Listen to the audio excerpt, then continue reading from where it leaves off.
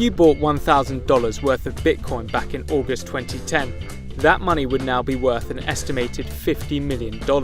For many investors and Wall Street sharks, those returns are too tempting to ignore. But Bitcoin is not the only cryptocurrency attracting excited investors. Ethereum, Ripple, Litecoin, and Dash are some of the other 1,000 or so digital currencies that have been created so far. But are they a safe bet for your hard-earned money? And can the growth continue?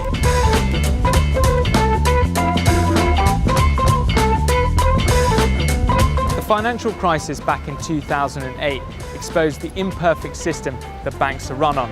Every time we make an online payment or transfer our dollars from one account to another, we're placing our trust in big corporations and banks that are vulnerable to digital fraud and bankruptcy. Virtual currencies, however, are exchanged on a decentralized peer-to-peer network. Analysts believe this new payment network, not run by profit-driven companies, is more revolutionary than the currencies themselves.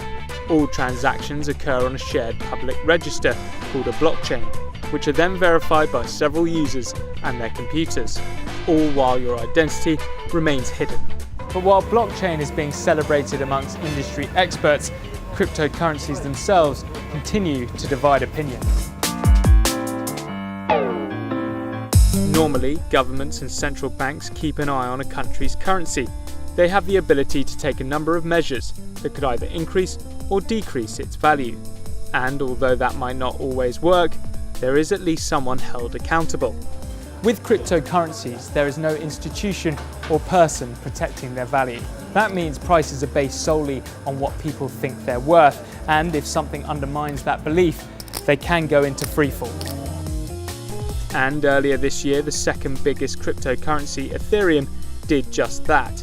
Its value collapsed from $317 a coin to 10 cents a coin in just one day. Although Bitcoin had a more than 100% return on investment in 2016, it's also 5 times more volatile than the S&P 500. Many investors are spooked by that kind of instability, knowing that if something were to go wrong, you'd have no support.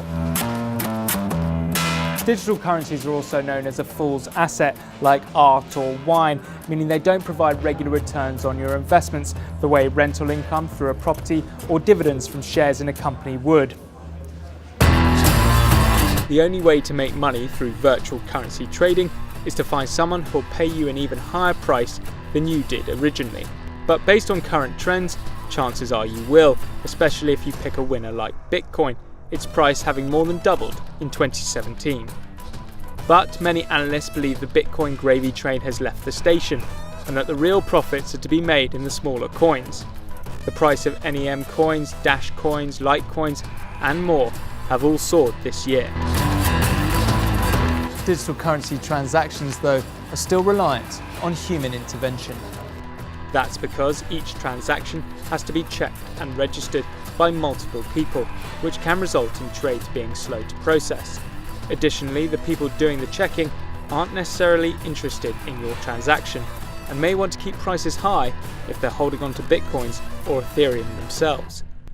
So, as Bitcoin users demanded quicker transactions, this was at odds with the people mining Bitcoins. Fears were growing that this was going to become a huge problem. That led to a split in the Bitcoin currency in August 2017.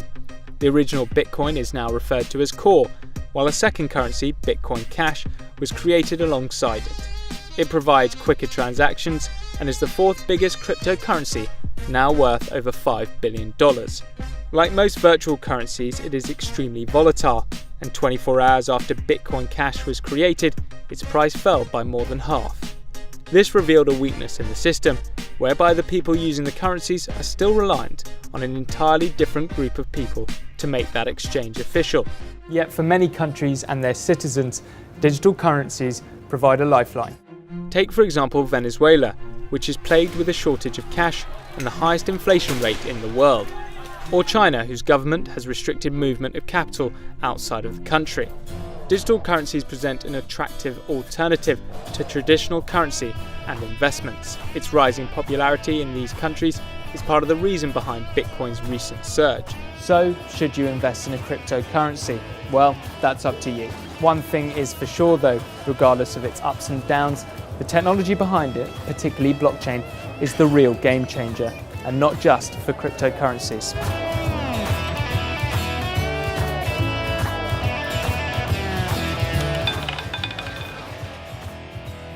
Hi everyone, thanks for watching. If you want to know more about the blockchain technology we discussed in this video, click here. Or if you want to learn about what's happening in Venezuela, try this video. We're taking your suggestions for future CNBC Explains, so leave us ideas in the comments. And while you're at it, don't forget to subscribe.